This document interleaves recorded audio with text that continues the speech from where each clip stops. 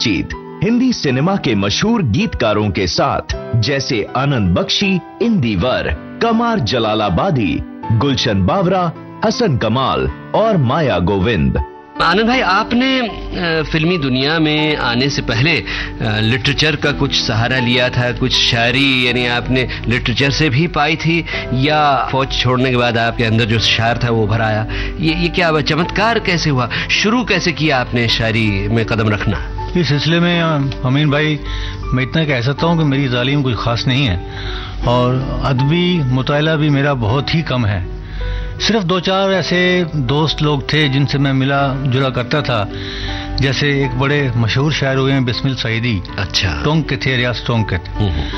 उनसे मेरे बड़े अच्छे ताल्लुकात हो गए थे दिल्ली में। तो मैंने उनसे कहा कि भाई आप मुझे थोड़ी बहुत इस्लाह दिया करें। तो वो कहने लगे कि भाई तुम जिस टाइप की शायरी करना चाहते हो, तुम गीत लिखना चाहते हो, तुम्हें उसमें मेरी इस्लाह की कोई खास जरूरत नहीं है, और तुम शायरी करते हो और मुझे तुम में एक खास रंग नजर आता है। वैसे उनके कहने के मुताबिक जब तक फारसी ना आए उर्दू शायरी नहीं हो सकती। उर्दू शेर इंसान नहीं कह सकता। लेकिन उन्होंने मुझे ये एक बड़ा खासा अच्छा कॉम्प्लीमेंट दिया था कि गो तुम्हें फारसी नहीं आती, लेकिन तुम्हारे मिजाज में, तुम्हारी तबीयत में फारसी है। अच्छा अच्छा। तो ये उनकी दुआ थी, उनका ख्याल था कि मैं कामयाब हो जाऊंगा, और मैंने काफी कोशिश की है। ये तो मैं नहीं कहता कि मैं बहुत कामयाब हो गया हूँ, ये कामयाबी की तो कोई मंजिल नहीं, कोई लिमिट नहीं, लेकिन मेरा ऐसा ख्याल है कि मैंने थोड़ा बहुत कहीं ना कहीं कोई मकाम बनाया है। अमीन भाई, मेरी शायरी का मेरी फौजी जिंदगी से कोई खास ताल्लुक नहीं है, क्योंकि मुझे बचपन ही से गाने का और थोड़ा बहुत लिखने का बड़ा शौक था जी। जैसे बचपन में स्टेज वगैरह पे हम लोग छोटे छोटे आइटम करते थे, स्कूल में करते थे, और मैं थोड़ा बहुत गाता भी था।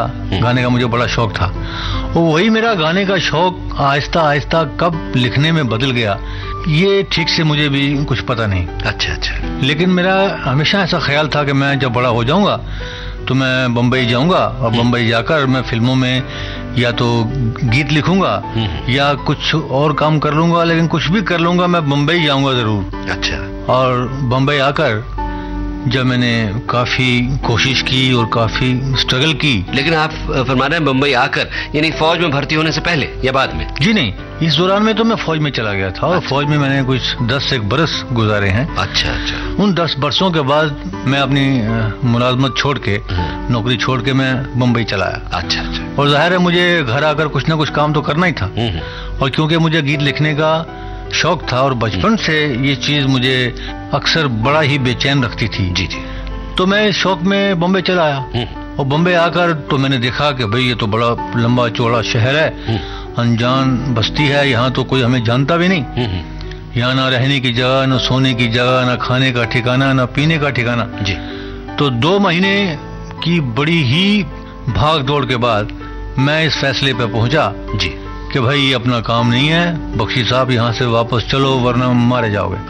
अच्छा। और मैं अमीन भाई यहाँ से भाग लिया, बम्बई छोड़ के वापस चला गया। कहाँ? ये 50s की बात है, 1950s की। वतन कौन सा था? मतलब वतन तो दिल्ली में हम रहते थे। दिल्ली में। अच्छा। बहरहाल मैं जाके फिर फौज में भर्ती हो गया, और फिर फौज में भर्ती होकर मैंने बड़ी कोशिश की कि इस शौक को, ये जो खींच मुझे लगी हुई है गीत लिखने की, बम्बई जाने की, इसको मैं दिल से निकाल फेंकूं, लेकिन वो मुझसे नहीं हुआ। अच्छा। मैंने दोबारा फौज छोड़ी, मैं फिर 1957 में यहाँ वापस आया, और 57 से लेकर समझिए कोई 66 तक, वो बड़ी लंबी चौड़ी कहानी है, उसके लिए बड़ा लंबा चौड़ा वक्त चाहिए। अच्छा। वो फिर कभी आपको अकेले में बैठ के तन्हाई में सुनाएंगे। अच्छा अच्छा। क्योंकि वो बड़ी ही पुरदर्द कहानी। अच्छा, मगर ये बताइए कि फिर वहां से मतलब वो उम्मीद की कौन सी किरण थी, यानी किस इंसान की शक्ल में आप पर नुमाया हुई जिसने आपको गीतकार बनाया? आखिर हमें तो ये भगवानी की शक्ल में मिली जी, क्योंकि ये जो भगवान एक्टर हैं दादा, भगवान दादा, एक दिन ये दफ्तर में बैठे हुए थे, और इनका कोई गीतकार शायद नहीं आया था, या उन्हें क्या परेशानी थी पता नहीं। मैं झट से उनके रूम में चला गया और कहने लगे तुम क्या करता है? मैंने कहा गीत लिखता है। चलो बैठो गीत लिखो। अच्छा, अरे अच्छा। और इत्तेफाक से जनाब हमने बैठे बैठे ही वहाँ 4 गीत लिख दिए। अच्छा। हमें तो लगा कि अपना काम तो बन गया, ये तो इतना आसान हो गया। लेकिन वो 4 गीत लिखने से भी बाद में हमें पता चला कि अभी कुछ हुआ नहीं, मंजिल बहुत दूर है। मतलब वो 4 गीत रिकॉर्ड पर आए? जी हाँ। वो कौन सी फिल्म के थे? वो बड़ी छोटी सी एक नाकाबिले जिक्र फिल्म थी। अच्छा अच्छा। तो वो रिकॉर्ड कब बने, चले या नहीं चले, हमें इसका भी कुछ पता नहीं। लेकिन आनंद भाई, वो गीत जो सबसे पहले आपने लिखा, जो कि रिकॉर्ड किया गया जी, तो अगर वो पहला गाना अगर आप गुनगुना कर हमारे सुनने वालों को सुनाएं तो क्या बात होगी? जी मैं कोशिश करता हूँ। उसके बोल और तर्ज कुछ यूं थी।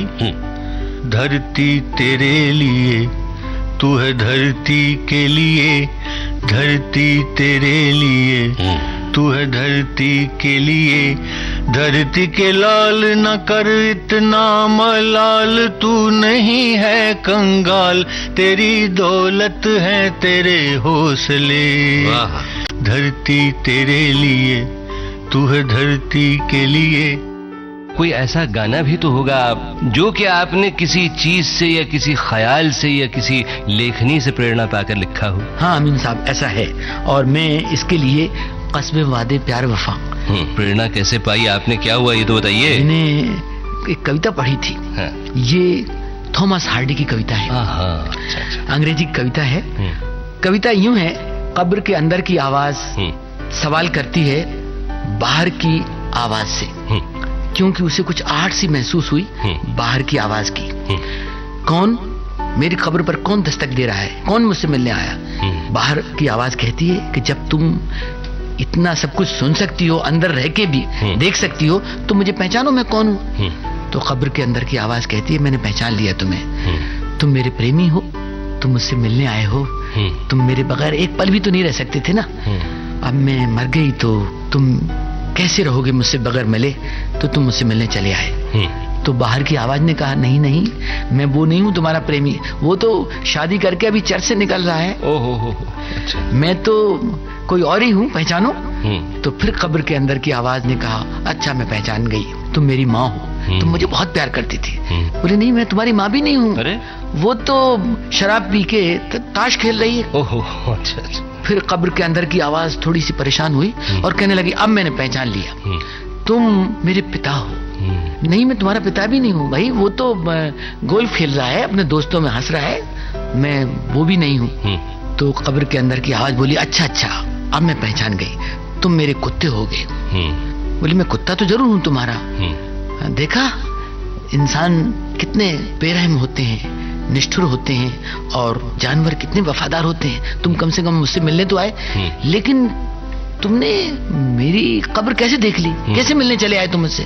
बोले मैं तुमसे मिलने थोड़ी आया था। अच्छा। मैं तो अपना कल कुछ मांस का टुकड़ा यहाँ छुपा के रख गया था, वो खाने के लिए आज आया हूँ। तो ये कविता देखिए, आप सुन के आपके दिल में क्या गुजरेगी कि दुनिया में क्या प्यार है, क्या मोहब्बत है। अजीब, मैंने कोई चुराया नहीं इसमें से कुछ भी, लेकिन अगर ये मैं कविता नहीं पढ़ता तो कस्मे वादे प्यार वफा वाला गीत नहीं बनता। अच्छा इंदिवर जी, तीसरे साथी के बारे में कुछ बताइए। राजू के बारे में बताऊं? राजू कौन इंदिवर जी? अपना राजेश रोशन। अरे हाँ। राजू को मैं रोशन साहब के जमाने से जानता हूँ। मुझे याद है जब रोशन साहब कुछ धुन बनाया करते थे तो राजू पास बैठकर ढोलक पर ठेका दिया करता था। अच्छा। और अब राजू देखिए ना, खुद कितना अच्छा संगीतकार बन गया है। अच्छा इंदिवर साहब, आप तो राजेश रोशन के लिए भी गीत लिख रहे हैं ना? हाँ। तो ये बताइए, क्या मरहूम रोशन का कुछ रंग राजेश में भी है? अरे कुछ रंग, मुझे तो वो मिनिएचर रोशन नजर आता है। अच्छा। कई बातें राजू की उसके पिताजी की इससे मिलती हैं। कद भी वही, मुस्कुराहट भी वही, शब्दों पर दाद देने और डिस्कस करने की अदा भी वही, यहाँ तक कि सर के बाल उड़ जाने की अदा भी वही। अच्छा। और संगीत? उसके संगीत में रोशन की मिठास और गहराई तो है ही, मगर उसके साथ साथ वो अपने जमाने की मॉडर्न म्यूजिक का रस भी इस खूबी से घोलता है कि मजा ही आ जाता है। सही बात है। अच्छा अमीन साहब जी, अगर समय हो तो मैं अपने 2 और संगीतकार साथियों के बारे में कुछ कहूँ। इंदिवर जी, 2 के लिए तो नहीं, 1 के लिए आप कहें तो समय है थोड़ा सा। अजी वो दोनों एक ही जैसे तो हैं। अच्छा, वो कौन? सपन और जगमोहन।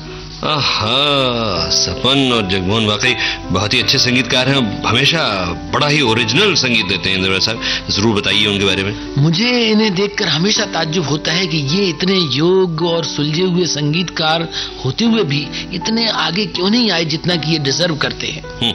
मेरे ख्याल में किसी भी क्षेत्र में सफलता के लिए कला और कौशल के साथ साथ थोड़े से बल और छल की भी जरूरत होती है। खैर, कला और कौशल के साथ साथ इनमें बल तो जरूर नजर आता है इंदिवर साहब, दोनों काफी पहलवान हैं। हाँ, मगर छलने ने छुआ तक नहीं। हाँ, छलने नहीं छुआ, सही बात है। इतने भोले, इतने विनम्र, इतने सरल, इतने गंभीर, इतने भले आदमी हैं दोनों कि कभी किसी पर हावी ही नहीं होते। और शायद यही एक कमजोरी है इनमें। हाँ, मगर अमीन भाई, सपन और जगमोहन की यही कमजोरी मेरी राय में उनकी सबसे बड़ी ताकत बनेगी। अच्छा? जिस तरह सच्चाई की हमेशा अंत में जीत होती है, उसी तरह मुझे यकीन है सपन जगमोहन की अच्छाई और नेकी इन्हें कामयाबी की शिखा पर ले ही जाएंगी। तो आइए कमर जलालाबादी साहब, आपके लाखों फैंस ये जानने के लिए बेताब हैं कि आपने आज के प्रोग्राम में बतौर साथी किन्हें चुना है। अमीन भाई, आपका इरशाद सार आंखों पर। सबसे पहले मैं प्रोड्यूसर एस मुखर्जी का जिक्र खैर करता हूँ। अच्छा, एस मुखर्जी साहब, अच्छा। उनसे सबसे पहले कब मुलाकात हुई आपकी? ये कुछ 1946 में जब मैं बम्बई आया जी, तो सबसे पहले फिल्मिस्तान में एस मुखर्जी से मिला। ये सबसे पहले मुखर्जी साहब से क्यों मिले आप? इसकी वजह ये थी कि जब मैं लाहौर में एक जर्नलिस्ट था जी, और इनकी फिल्में देखा करता था, कंगन, बंधन, झूला, नया संसार, किस्मत, तो प्रभात और न्यू थिएटर्स की फिल्में भी बहुत अच्छी होती थी, लेकिन मुखर्जी का कहानी को ट्रीटमेंट देने का जो अंदाज था जी, वो मुझे बेहद पसंद था। अच्छा अच्छा। तो उस वक्त मेरे दिल में ये आरजू पैदा हुई कि मैं फिल्मी दुनिया में काम करूंगा और मुखर्जी के साथ काम करूंगा। अच्छा अच्छा। तो आप बम्बई तशरीफ लाए और मिले उनसे? हाँ, जब मैं 1946 में बम्बई आया जी, 3 वर्ष पूना की कंपनी प्रभात में काम करने के बाद, और वहाँ मेरी तीनों फिल्में बहुत कामयाब रहीं, राम शास्त्री, चांद और गोकुल। यानी आपने उन फिल्मों में गीत लिखे थे या संवाद? गीत मकाल में। अच्छा अच्छा अच्छा। जी हाँ। अच्छा अच्छा। तो उसके बाद मैं मिस्टर मुखर्जी से मिला जी। पहले दिन तो वो मुझे 5 मिनट के लिए मिले, फिर उन्होंने कहा कि आप कल आइए और मैं आपसे बात करूंगा। अच्छा। उसके बाद तो जनाब उन्होंने मुझे वो इंतजार कराया कि तौबा ही भली। हाँ, सुना है इंतजार काफी की करवाया करते थे वो लोग। हाँ, मुझसे उन्होंने 7 दिन इंतजार करवाया। ओहो, अच्छा। और 8वें दिन फरमाया कि अशोक कुमार एक पिक्चर बना रहे हैं 8 दिन, उसके लिए आप एक गाना लिखिए। यानी पिक्चर का नाम भी 8 दिन था? 8 दिन था। तब तो 7 रोज इंतजार करवाना वाजिब था। तो मैंने गाना लिखा, जो उन्हें पसंद आया, गाना रिकॉर्ड हुआ। उसके बाद मैंने मिस्टर एस मुखर्जी के साथ पूरे 20 साल तक काम किया। 20 साल? जी हाँ। अच्छा अच्छा अच्छा। और उस दौरान में जो फिल्में मैंने लिखी जी, साजन, आपको शायद याद हो, ठंडी ठंडी रेत में खजूर के तले। खजूर के तले बहुत हिट गाना था। हाँ जी, श्री रामचंद्र का म्यूजिक था। और सिंदूर, कोई अपनी निशानी देता जा। अच्छा कमर भाई, बताइए कुछ और मुखर्जी साहब के बारे में। हाँ जी, उसके बाद शहीद और शबनम में मैंने मकालमे और गाने लिखे मिस्टर मुखर्जी के लिए जी। और दोनों फिल्मों ने गोल्डन जुबली मनाई। दिलीप कुमार साहब दोनों फिल्मों में हीरो थे। तो मिस्टर मुखर्जी की खसूसियत यह थी कि मेरे पूरे कैरियर में जितने भी प्रोड्यूसरों के साथ मैंने काम किया है जी, वो उन सब से अलग थे। अच्छा, किस तरह? अक्सर प्रोड्यूसर जी, कामयाब हीरो, कामयाब हीरोइन, कामयाब म्यूजिक डायरेक्टर, कामयाब डायरेक्टर के पीछे पीछे घूमते हैं। सही बात। लेकिन मिस्टर मुखर्जी बहुत बावकार तरीके से काम करते थे। अच्छा। चूंकि उन्हें बहुत जबरदस्त कामयाबी मिली थी जी, तो इस वजह से हर शख्स उनका एहतराम करता था। सही बात। हर हीरो, हर हीरोइन, म्यूजिक डायरेक्टर सब उनके इशारे पर चलते थे। अच्छा अच्छा अच्छा। और उनका काम करने का अंदाज ऐसा था जी कि वो कलाकार को इंस्पायर करते थे जी, उससे प्यार करते थे, उसे धमकी देते थे, उसे रुपया देते थे, उससे नाराज हो जाते थे, अच्छा। एक्टिंग करते थे, उसे गेट आउट कर देते थे, फिर उसे मनाते थे। तो हर तरह के यानी तरीके से वो अच्छे से अच्छा काम करते थे और कामयाबी भी बेहद हासिल की उन्होंने। हाँ तो गुलशन भाई, अब आपका अगला साथी। अमीन भाई, अब जरा मैं दिल थामता हूँ और आप जिगर। ओहो, यानी किसी हीरोइन के जिक्र की बारी है। जी हाँ, तौबा शिकन जाहिदा का कुछ तज़किरा हो जाए। अच्छा अच्छा, जाहिदा यानी अनोखी रात और प्रेम पुजारी और गैमलर और अब प्रभात वाली जाहिदा। अजी जेल हमारा देश वाली जाहिदा, क्योंकि उस फिल्म में आकर मेरा उसका साथ हुआ है। अच्छा। हीरो तो खैर विनोद मेहरा है, लेकिन अमीन भाई शादी का उम्मीदवार मैं भी रहता हूँ। अच्छा अच्छा। वैसे अमीन भाई, आपको एक राज की बात बताऊं? हाँ हाँ। मैं जाहिदा से सचमुच शादी करने का इरादा रखता था। अच्छा अच्छा, तो फिर क्या हुआ? बस उसको देखकर मैं ऐसे खो जाता था अमीन भाई कि कभी जुबान ही नहीं खुली। ओह अच्छा। हम दोनों जब भी मिलते, मैं उसकी एक्टिंग की तारीफ करता और वो मेरे गीतों की तारीफ करती। हालांकि बात ये थी कि ना मैंने कभी उनकी पिक्चर देखी थी और ना उन्होंने मेरे गीत सुने थे। अच्छा। अब जब जेल हमारा देश में हमारा करीबी साथ हुआ तो इट वॉज टू लेट, मेरी शादी हो चुकी थी अमीन भाई। अच्छा अच्छा। अब सेट पर या मेकअप रूम में मैं अगर कभी दबे लफ्जों में प्यार जिताने की कोशिश भी करता हूँ तो अमीन भाई जानते हो वो क्या कहती है? क्या कहती हैं? तुम्हारी बीवी को बोल दूंगी। और आप तो जानते हैं अमीन भाई कि शादीशुदा आदमी की पहली प्रॉब्लम यही होती है कि बीवी को ना पता चले। आपके साथ भी है ना ये प्रॉब्लम? बिल्कुल बिल्कुल बिल्कुल। अच्छा, और अगर भाभी जी इस वक्त ये प्रोग्राम सुन रही होंगी तो क्या करेंगे आप? कौन सी? अजी आपकी बीवी और कौन? वो जानती है। क्या जानती है? यही कि मैं सिर्फ बातें करता हूँ। अच्छा, सिर्फ बातें करते हैं। अच्छा, एक बात ये भी तो बताइए गुलशन बावरा साहब कि जाहिदा के साथ आप मिले किस तरह से? जैसे दिल से दिल मिलते हैं। ओह अच्छा। मेरा मतलब है वो जो मैंने मनोज कुमार की 1000 के नोट वाली पार्टी का जिक्र किया था ना, उसी दिन होटल के बाहर जाहिदा पान खाने आई हुई थी। मनोज ने मेरा उनसे परिचय करवा दिया। उसके बाद तो मैं विदाउट मनोज भी मिल लेता था। अच्छा अच्छा। आप तो जानते ही हैं कि दुबले पतले आदमी का अरमान होता है कि उसे खूब भरे हुए जिस्म की लड़की मिले। I mean, जैसे मेरी बीवी है। जाहिदा जरा ऊंची हैं, ग्रेसफुल हैं, उनके बात करने का अंदाज बहुत ही प्यारा है। इन सब बातों ने मुझे उनको अपना साथी चुनने पर मजबूर कर दिया। मेरा मतलब है आपके इस प्रोग्राम के लिए। वैसे आपको एक और राज की बात बताऊं अमीन भाई? हाँ हाँ। बात यह है, एक दिन जाहिदा मुझसे बोली, गुलशन जिंदगी बड़ी डल जा रही है, क्या करना चाहिए? तो आपने क्या सजेस्ट किया गुलशन जी? मैंने कहा जाहिदा ऐसा करना चाहिए, हम डाइवोर्स का ऐलान कर दें। डाइवोर्स का? हाँ, एक सेंसेशन फैल जाएगी कि इन दोनों की शादी कब हुई थी जो ये डाइवोर्स ले रहे हैं। भाई ख्याल तो बहुत अच्छा है।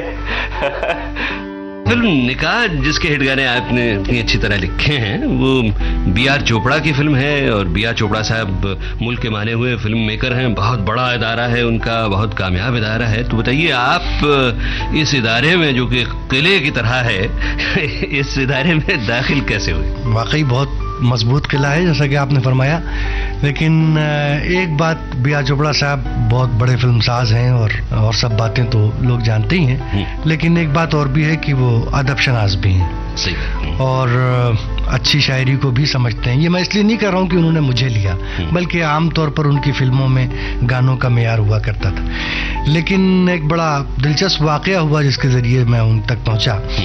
कुछ दिनों कबल उन्होंने कुछ वीडियो फिल्में बनाई थी, जिसमें से एक वीडियो फिल्म की म्यूजिक मशहूर मौसीकार नौशाद साहब के साहबजादे राजू नौशाद दे रहे हैं। अच्छा अच्छा अच्छा। तो नौशाद साहब ने वहाँ ये जिक्र किया कि उस फिल्म का नाम गजल है और उसमें गजलें दरकार थीं, तो नौशाद साहब ने मेरा नाम चोपड़ा साहब के सामने पेश किया और चोपड़ा साहब से उस वक्त तक मेरा कोई तारुफ नहीं था और नौशाद साहब की सिफारिश थी, लिहाजा जाहिर है सोचने की बात भी थी, उन्होंने मुझे उसका मौका दिया। वो गाने चोपड़ा साहब को पसंद आए, तो उस वक्त उन्होंने फिर जब निकाह की बात जो एक हमारी फिल्मी इस्तिलाह में कोई की फिल्म की तजवीज़ की, तो उसके गाने मेरे सुपुर्द किए। तो ये किला जो है वो बड़ी हद तक नौशाद साहब की वजह से और चोपड़ा साहब की अदब शनासी की वजह से मेरे लिए मुमकिन हुआ। माया जी माइक पर तशरीफ लाइए और हमारे लाखों सुनने वालों से मिलिए। श्रोता बहनों और भाइयों, मेरा नमस्कार स्वीकार कीजिए। अमीन साहब, आपने अपने सुनने वालों के और मेरे बीच जो आवाज का मधुर रिश्ता जुड़ा है ना, इसके लिए मैं आपकी शुक्रगुजार हूँ। धन्यवाद माया जी। हाँ, तो आज अपने 3 साथियों में से सबसे पहले आप किस साथी का जिक्र करना चाहेंगी? उस सागर का जिसने सुनने वालों तक ये माया पहुंचाई है। अच्छा अच्छा अच्छा, यानी आप लेखक निर्माता निर्देशक रामानंद सागर की बात कर रही हैं? वैसे मैं हैरान था कि सागर मोती की जगह माया कब से देने लग गया। अमीन साहब, मेरी और सागर साहब की मुलाकात की एक घटना बड़ी दिलचस्प है। अच्छा, एक कहिए तो अपने सुनने वालों को ये घटना सुना दूं? जरूर सुनाइए माया जी, दिलचस्प घटना तो सुनने से ही ताल्लुक रखती है। मेरी और सागर साहब की पहली जान पहचान मेरे एक कवि मित्र मनहर जी के द्वारा एक पेंटिंग की नुमाइश में हुई। अच्छा, वही मनहर जो कहा लगाते हैं? अरे जो बहुत हंसते हैं, अच्छा अच्छा, फिर क्या हुआ? तो वहाँ सागर साहब ने दूसरे दिन अपने घर पर मुझसे मिलने के लिए कहा, जहाँ उन्होंने कोई छोटा सा एक गेट टुगेदर रखा था। अमीन साहब, मैं दूसरे दिन सागर साहब से मिलने उनके घर जा पहुंची, मगर तब तक सागर साहब मेरी मुलाकात की बात तक भूल चुके थे। ओह, ऐसी बात थी? अमीन साहब, मजा तो तब आया जब सागर साहब ने मुझसे पूछा, जी आप कौन? मैं तो चकरा गई। अब आप सोच सकते हैं, मुझे तो एकदम पसीना आ गया। मैंने जल्दी में उनसे कहा, आपने मुझे यहाँ आने के लिए कहा था ना कल शाम को। माया जी, तब तो उन्हें अपनी याददाश्त पर बड़ा अफसोस हुआ होगा। अरे नहीं अमीन साहब, वो तो बिल्कुल ही मुझे भूल गए थे। अरे? और मुझसे बोले, जब आप आ ही गई हैं तो फिर आइए। मैंने सोचा कि मैं यहाँ से चुपचाप खिसक लूं, मगर मैं ऐसा नहीं कर सकी। दोबारा मैंने अपना परिचय फिर दिया उन्हें। सागर साहब ने मेरी पहली कविता सुनी और जो रिस्पांस उन्होंने दिया वो ये था कि मैं उनकी फिल्म जलते बदन के सारे गीत लिखने जा रही थी, और वो भी महान संगीतकार लक्ष्मीकांत प्यारेलाल जी के साथ। अमीन साहब, ये दूसरा साथी भी बड़ा ही नेक, भला और विद्वान है। इसके बारे में मैं अक्सर सोचती हूँ कि सतयुग की एक आत्मा किसी शरीर में कलयुग में कैसे आ गई। सतयुग की एक आत्मा? अच्छा अच्छा माया जी, ये परिचय देने का आपका अंदाज बिल्कुल ही निराला है। मैं समझ गया, आप निर्माता निर्देशक आत्माराम के बारे में कुछ कहने वाली हैं। बिल्कुल, आप बिल्कुल समझ गए अमीन साहब। सागर साहब के घर पर मेरी इनसे मुलाकात हुई। अच्छा। इन्होंने मुझे सुना और सबसे पहले इन्होंने ही मुझे अपनी फिल्म आरोप के गीतों के लिए तथा अन्य 2 फिल्मों के लिए साइन कर लिया। अच्छा अच्छा। अमीन साहब, आत्मा जी ने फिल्मी जगत को हमेशा कुछ न कुछ नया टैलेंट दिया है, और इनके बारे में सबसे मजेदार बात क्या है आप जानते हैं? माया जी, मजेदार बात का मजा तो आपकी जुबानी सुनने में आएगा। तो आप एक काम कीजिए, आप कभी आत्मा जी को नाराज करके देखिए। नाराज करके देखूं? माया जी, मैं तो सबको खुश करने में यकीन रखता हूँ। ओहो, आप सुनिए तो अमीन साहब, इनकी नाराजगी भी एक खुशी से कम नहीं होती। अच्छा? ये किसी पर नाराज होकर अगर डांटेंगे ना, तो इतना जरूर सोचते रहेंगे कि जरूरत से ज्यादा तो नहीं डांट रहा हूँ। अच्छा। और फिर अफसोस जाहिर करते हुए बोलेंगे, चूंकि इस बात पर मुझे आपको डांटना चाहिए था, मैंने इसीलिए डांट दिया।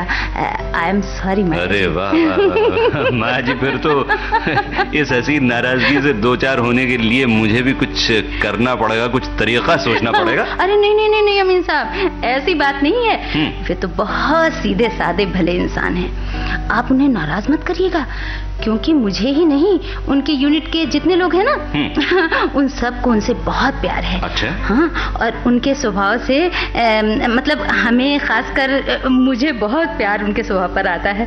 हम सब लोग केवल आत्मा जी की ही बात सोचा करते हैं अमीन साहब। हम सबके नैनों के दर्पण में तो वे बस गए हैं। तो ये थी अमीन सयानी की आवाज। अगले हफ्ते हम फिर मिलेंगे एक नए एपिसोड और नई बातचीत के साथ।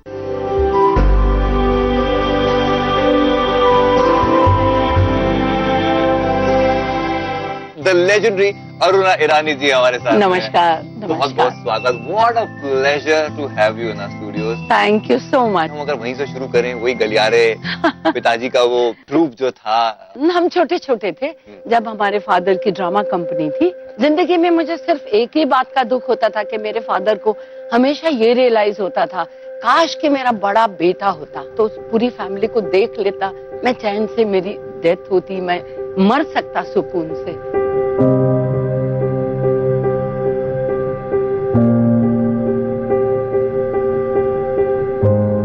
हमेशा मेरे मन में ये होता था, नहीं, I will see to it, I will be the son of my family. और घर के अंदर पहली गाड़ी कौन लेके आया? प्रभु की दया से मैं। And there my father felt कि नहीं, मैंने सोचा, and he kept my name, then he started calling me not Aruna, Arun, you are my सन।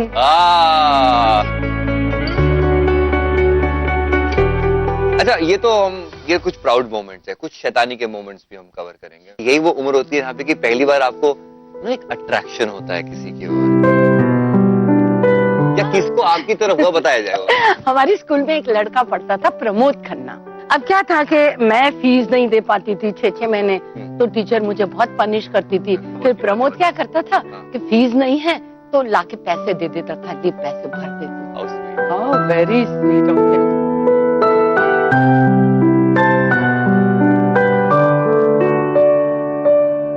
कभी मेरा बर्थडे होता था तो there was no money to bring chocolates for the class and all that. He used to get that box and he used to give me. पता नहीं एक दूसरे के प्रति उस उम्र में समझ नहीं आता कि ये क्या है, बट लेकिन एक अट्रैक्शन होता था। ऑडिशन याद है जब गंगा जमुना का क्या हुआ, कैसे याद है। हमारी कुछ 8-10 बिल्डिंगें थी, उसमें से कुछ बच्चे कलेक्ट करके वो लोग ऑडिशन के लिए लेके जा रहे थे। तो उन्होंने कहा कि वहाँ पे ना कोको कोला मिलेगा, वेफर मिलेगा। तो दोनों ने देखा कि चलो तो हम भाग गए देख, और वहाँ कोई ऑडिशन की तरफ हमने देखा भी नहीं। अच्छा, पढ़ी ही नहीं कुछ, कहाँ है कोको कोला, खड़े खड़े बच खा रहे थे दोनों। खाओ खाओ खाओ खाओ खाओ। इतने में दिलीप साहब की नजर पड़ी, अरे लड़की, मैंने देखा और किसको बुला रहे पता। फिर उन्होंने बोला तुम, मैं साफ करके गई, नमस्ते नमस्ते, तुम काम करोगी? बोले हाँ करूंगी। डायलॉग बोलोगी? बोलो। फिर काका काका मुझे तो बहुत डर लग रहा है, काका काका मुझे तो बहुत डर लग रहा है। तो उन्होंने शॉर्टलिस्ट कर लिया। अच्छा, your favourite actor? Raj Kapoor, Dev Anand, Shammi Kapoor, Rajesh Khanna, Balraj Sahni? Choice है दिमाग में, कौन कौन कौन? शशि कपूर जी।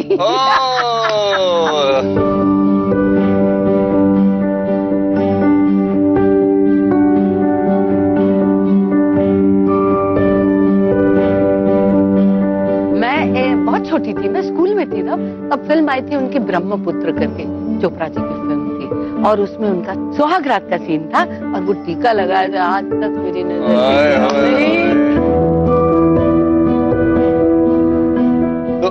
आपकी पहली मुलाकात उनके साथ याद है?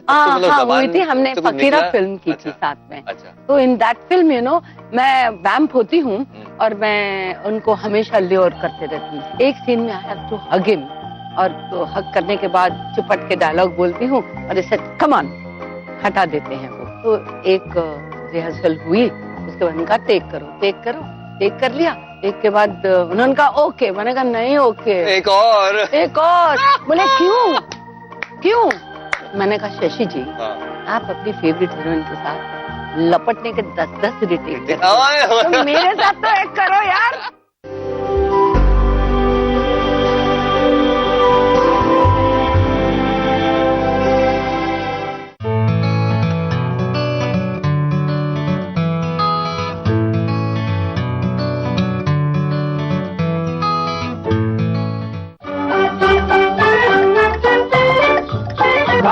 सबसे आगे कोई पकड़ ना पाए, हो गाड़ी वाले गाड़ी धीरे हाँक रे, गाड़ी वाले गाड़ी धीरे हाँक रे, दिया उड़ा जाए लड़े आँख रे, होए दिया उड़ा जाए लड़े आँख रे, होए गाड़ी वाले गाड़ी धीरे हाँक रे। खटपुट करती चमचुम करती गाड़ी हमरी जाए, फर भागे सबसे आगे कोई पकड़ ना पाए, हो गाड़ी वाले गाड़ी धीरे हाँक रे।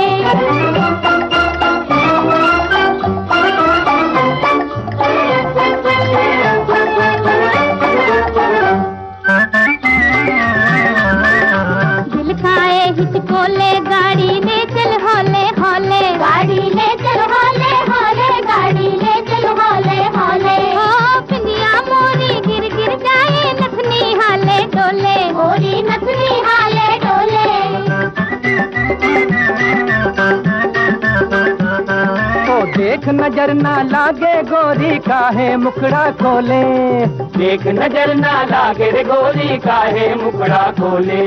ओ नैनो वाली घूंघट से ना झांक रे होए, गाड़ी वाले गाड़ी धीरे हाँक रे।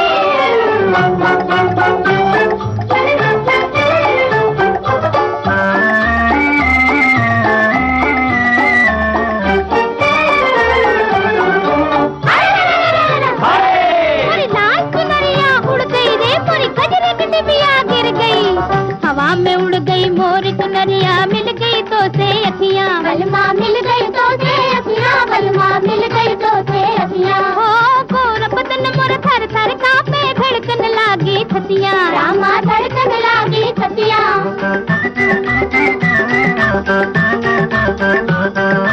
ओ अलबेली बीच डगरिया ना कर ऐसी बतियां, ओ अलबेली बीच डगरिया ना कर ऐसी बतियां।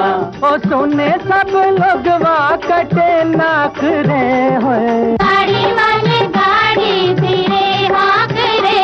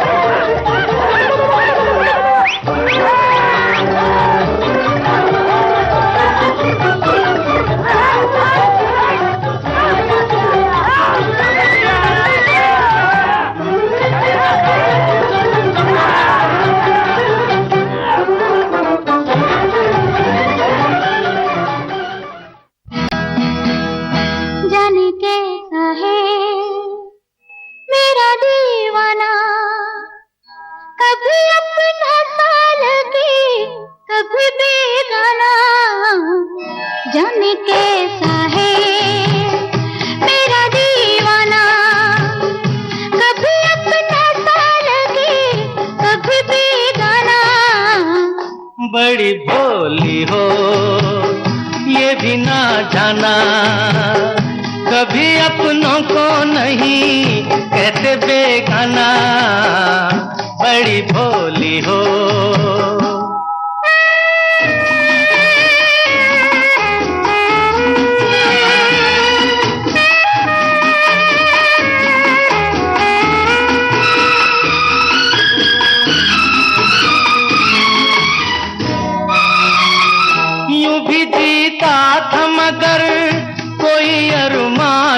थे, यूं भी जीता था मगर कोई अरमान न थे। जब तक आप मेरे दिल के मेहमान न थे, दिल के मेहमान न थे। तुमसे महका है मेरा वीराना, कभी अपनों को नहीं कहते बेगाना। जाने कैसा है मेरा दीवाना, कभी अपना सा लगे कभी बेगाना। जाने कैसा है हो आ हा हा।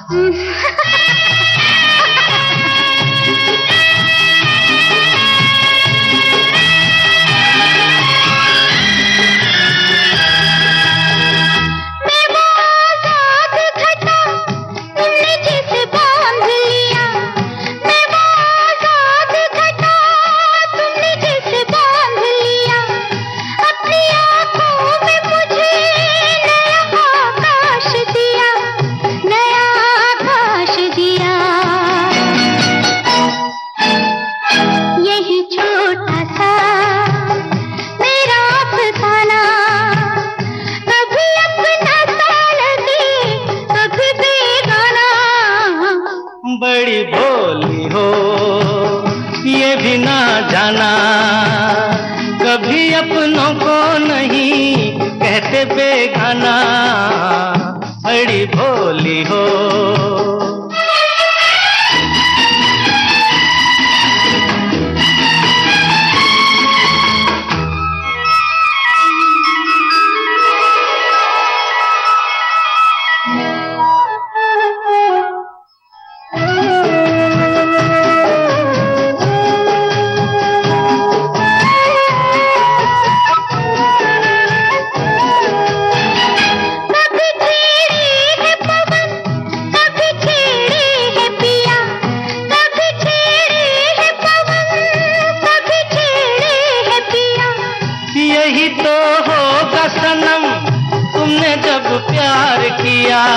तुमने जब प्यार किया, मेरे पास आओ, छोड़ो शर्माना, कभी अपनों को नहीं कहते बेगाना। जाने कैसा है मेरा दीवाना, कभी अपना सा लगे कभी बेगाना।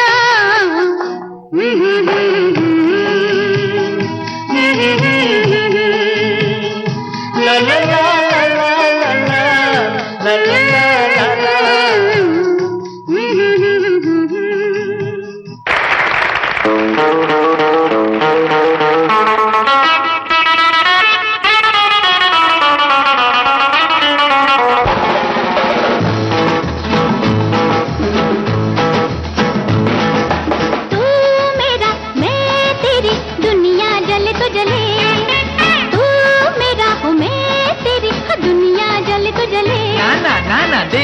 तेरा जान तेरी दुनिया जले तो जले, दिल तेरा जान तेरी दुनिया जले तो जले।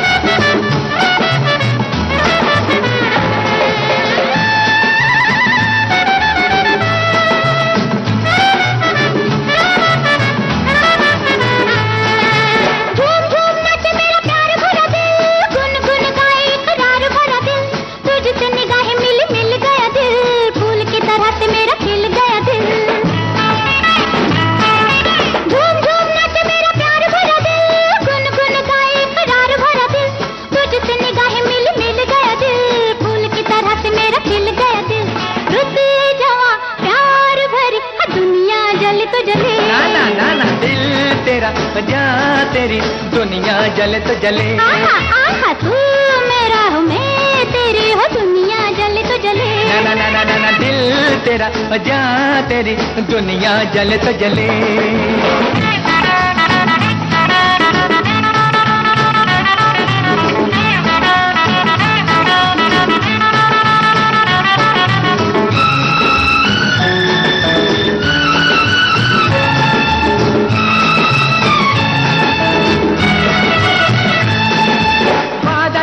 देखो आए हैं सनम, लब पे दुआएं लाए तेरे लिए हम, दिल जो दिया है तुझे फिर क्या है गम, मरता हूँ तुझ पे ही अपनी कसम। हाय वादा निभाने देखो आए हैं सनम, लब पे दुआएं लाए तेरे लिए हम, दिल जो दिया है तुझे फिर क्या है गम, मरता हूँ तुझ पे ही अपनी कसम। तू मेरी है जल परी दुनिया जले तो जले। आहा आहा तू मेरा हो मैं तेरी दुनिया जले तो जले। ना ना ना ना दिल तेरा जान तेरी दुनिया जले तो जले। आहा आहा तू मेरा हो मैं तेरी दुनिया जले तो जले।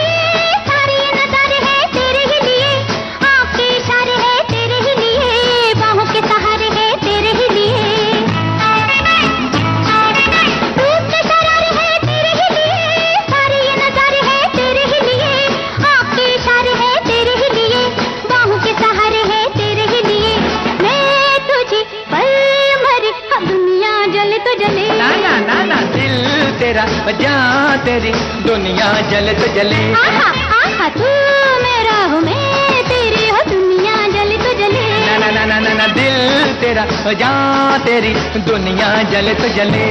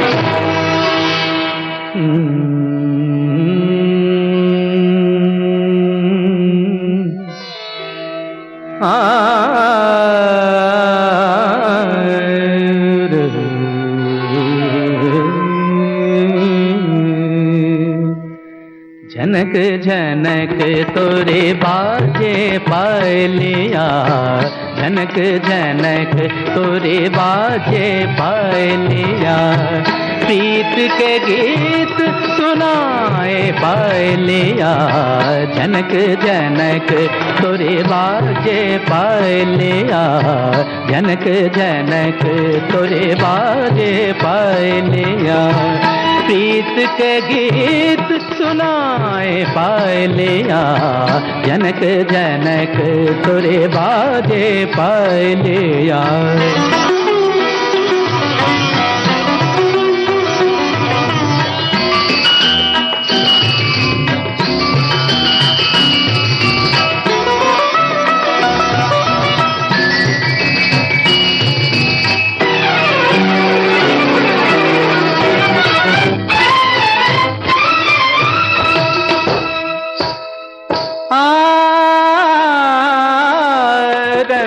महल और सैन सुहानी,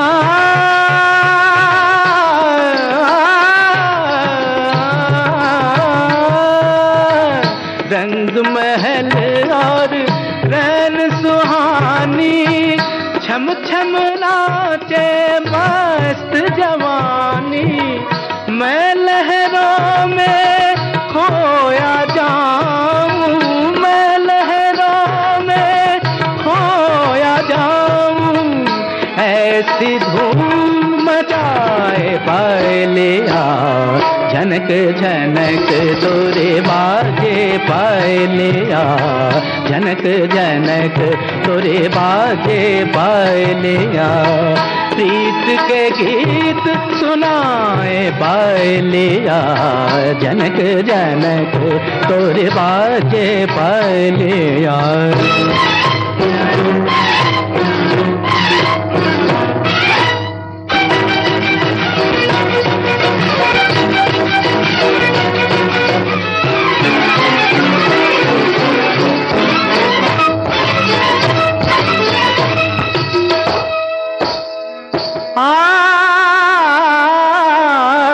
ये कजरारी चंचल अखियां,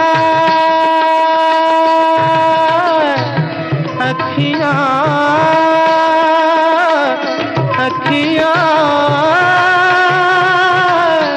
चंचल अखियां, अखियां ये कजरारी चंचल अखियां, होठ गुलाबी फूल की पत्तियां, लट बिखरे तो गाल पे ठहरे, लट बिखरे तो गाल पे ठहरे, होश जिया के उड़ाए पायलिया, झनक झनक तोरे बाजे पायलिया, झनक झनक तोरे बाजे पायलिया, प्रीत के गीत सुनाए पायलिया, जनक जनक तोरे बाजे पायलिया।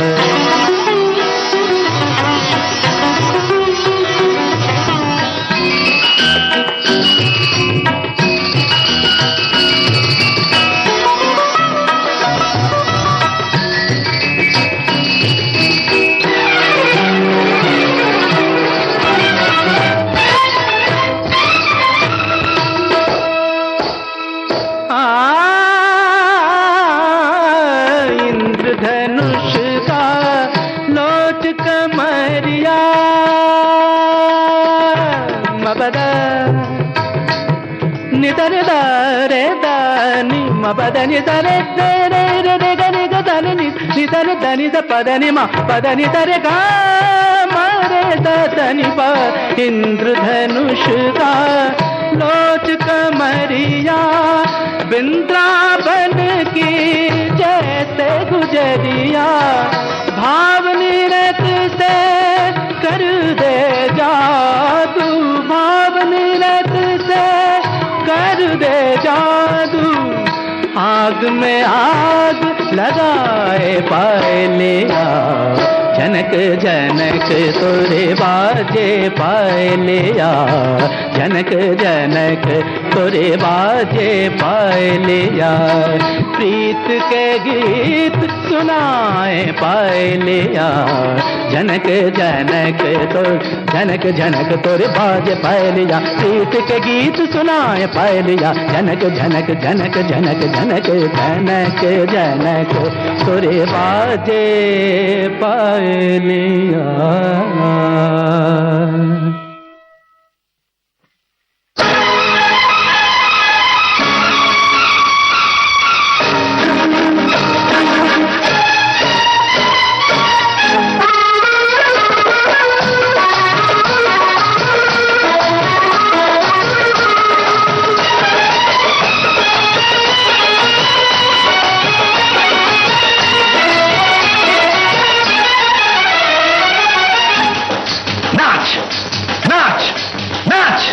नाच मेरी बुलबुल,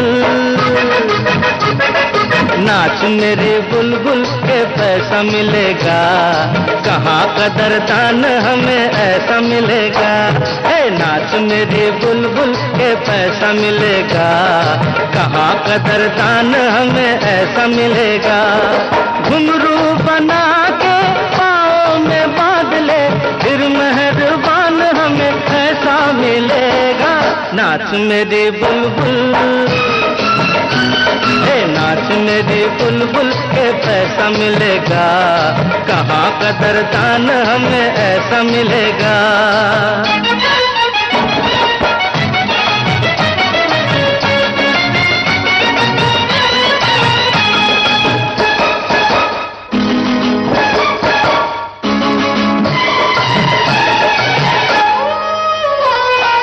मौसम रंगीन है, आशिक शौकीन है।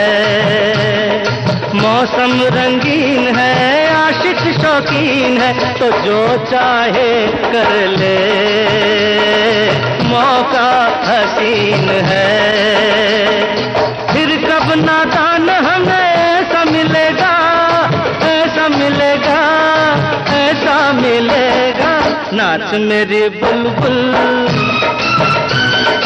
नाच मेरी बुलबुल के पैसा मिलेगा, कहाँ कदरदान हमें ऐसा मिलेगा।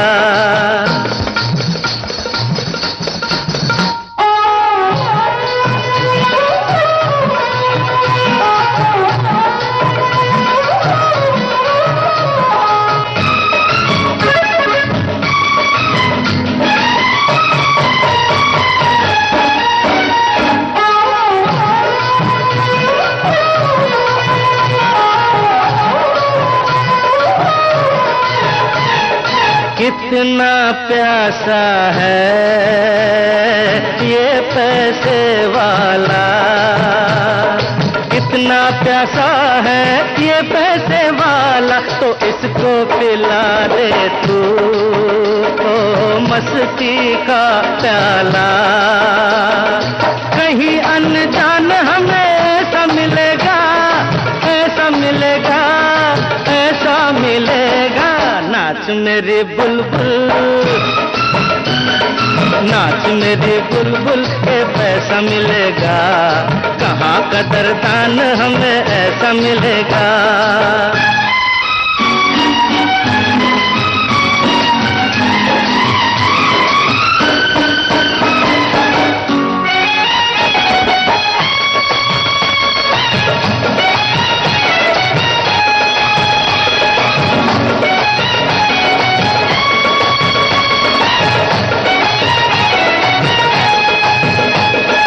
अपनी तमन्ना है, अपनी तमन्ना है कितनी छोटी, 2 हाथ कपड़ा 2 वक्त रोटी। अपनी तमन्ना है, कहाँ पे मकान हमें ऐसा मिलेगा, ऐसा मिलेगा, ऐसा मिलेगा। नाच मेरी बुलबुल, नाच मेरी बुलबुल, ये पैसा मिलेगा, कहाँ कदरदान हमें ऐसा मिलेगा। परदेसियों से न अखियाँ मिलाना, परदेसियों से न अखियाँ मिलाना। परदेसियों को है एक दिन जाना, परदेसियों से न अखियाँ मिलाना, परदेसियों से न अखियाँ मिलाना।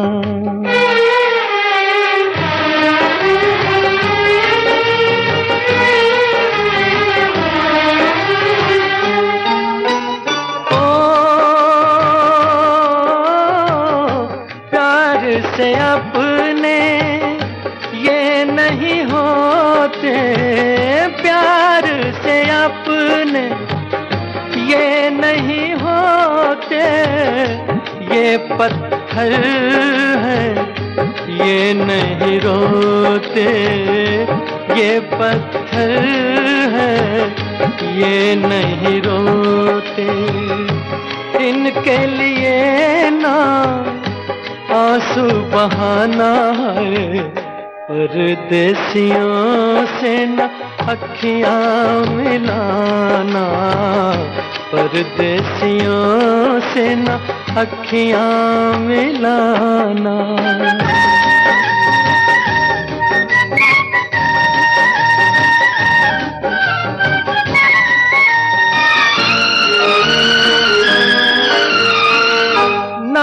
ये बादल ना ये तारे, ना ये बादल ना ये तारे, ये कागज के फूल हैं सारे, ये कागज के फूल हैं सारे।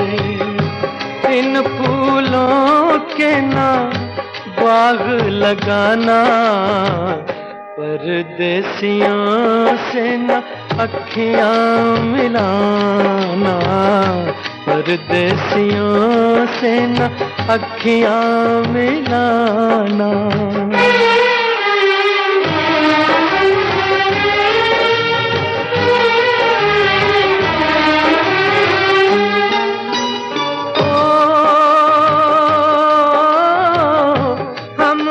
यही एक बार किया था, हमने यही एक बार किया था।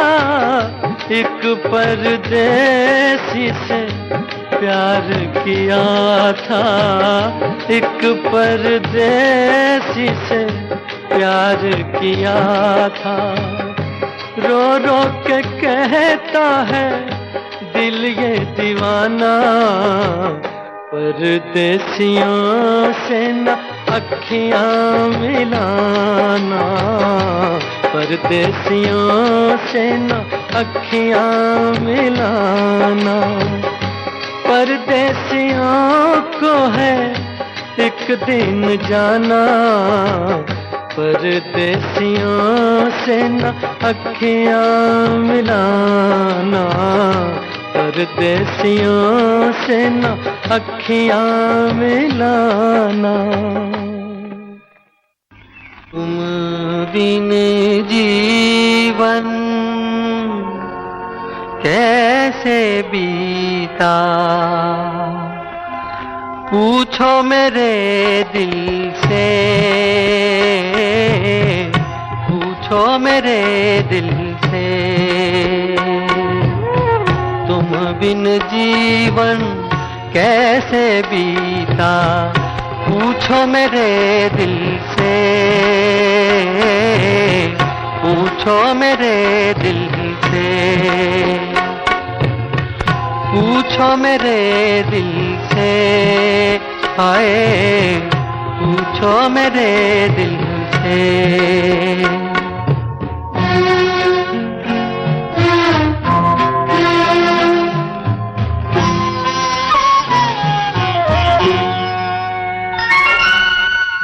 सावन के दिन आए, बीती यादें लाए, कौन झुका कर आंखें मुझको पास बिठाए। कैसा था प्यारा रूप तुम्हारा, पूछो मेरे दिल से, पूछो मेरे दिल से। तुम बिन जीवन कैसे बीता, पूछो मेरे दिल से, हाय पूछो मेरे दिल से।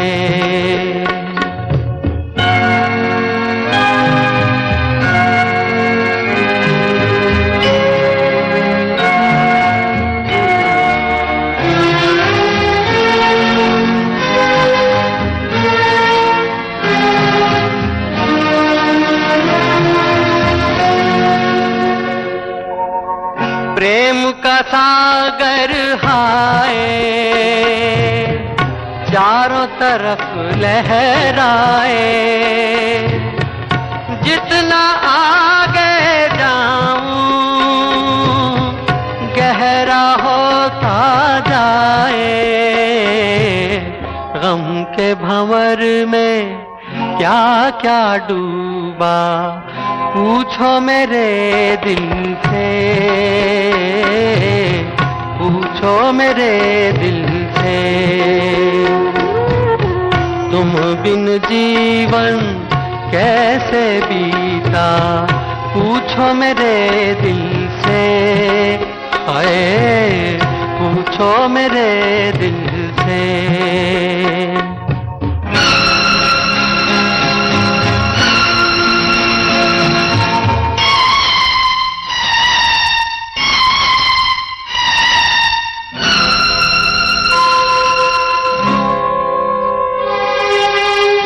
जैसे जुगनू बन में